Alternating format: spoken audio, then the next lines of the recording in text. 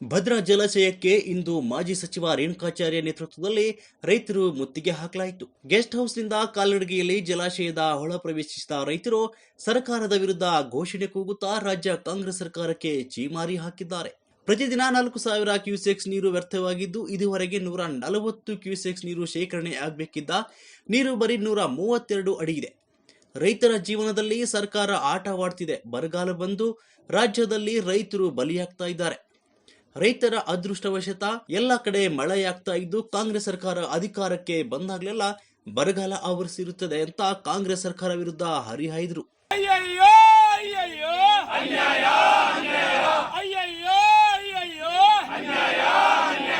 ಕದ್ದು ನೀರು ಬಿಡುತ್ತಿರುವ ಕರ್ನಾಟಕ ಸರ್ಕಾರಕ್ಕೆ,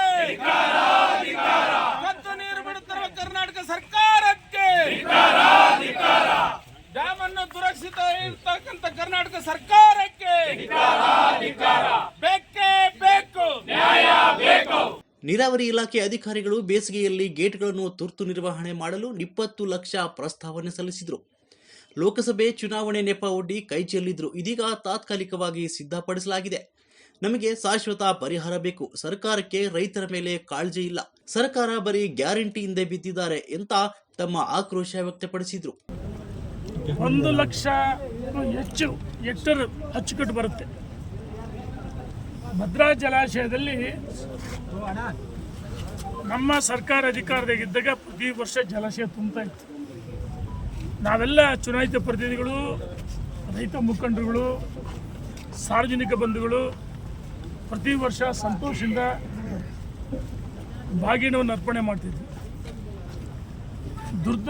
ದುರದೃಷ್ಟವಶಾತ್ ರಾಜ್ಯದಲ್ಲಿ ಬಿಟ್ಟಿ ಭರವಸೆಗಳು, ಯಾವುದೇ ಕಾರಣಕ್ಕೆ ಅಧಿಕಾರಕ್ಕೆ ಬಂದಂಥ ಕಾಂಗ್ರೆಸ್ ಸರ್ಕಾರ ಭ್ರಷ್ಟಾಚಾರ ಹಗರಣಗಳಲ್ಲಿ ಮುಳುಗಿದಂಥ ಸರ್ಕಾರ, ರೈತ ವಿರೋಧಿ ಸರ್ಕಾರ, ಮಹಿಳಾ ವಿರೋಧಿ ಸರ್ಕಾರ, ಪರಿಶಿಷ್ಟ ಜಾತಿ ಪಂಗಡ ಹಿಂದುಳಿದ ವರ್ಗ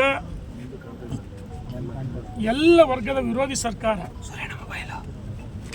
ಭ್ರಷ್ಟಾಚಾರಕ್ಕೆ ಮತ್ತೊಂದು ಹೆಸರು, ಬ್ರಹ್ಮಾಂಡ ಭ್ರಷ್ಟಾಚಾರಕ್ಕೆ ಮತ್ತೊಂದು ಹೆಸರು ಕಾಂಗ್ರೆಸ್. ಅಧಿಕಾರಕ್ಕೆ ಬಂದು 1 ವರ್ಷ 1 ತಿಂಗಳ ಸರ್ಕಾರ. ಇವತ್ತಿಗೂ ರಾಜ್ಯ ಸರ್ಕಾರದ ಖಜಾನೆ, ನಮ್ಮ ಅಧಿಕಾರವಿಟ್ಟಂಥ ಖಜಾನೆ ಖಾಲಿಯಾಗಿದೆ. ಮುಂದಿನ ದಿನಗಳಲ್ಲಿ ಶಾಶ್ವತವಾಗಿ ಜಲಾಶಯದ ಸಂಪೂರ್ಣ ಕಾಮಗಾರಿಯನ್ನು ನಡೆಸಲಿ, ಇಲ್ಲದಿದ್ದರೆ ಈ ದಿನ ಸಂಕೇತಕವಾಗಿ ಹೋರಾಟ ನಡೆಸಲಾಗಿದೆ.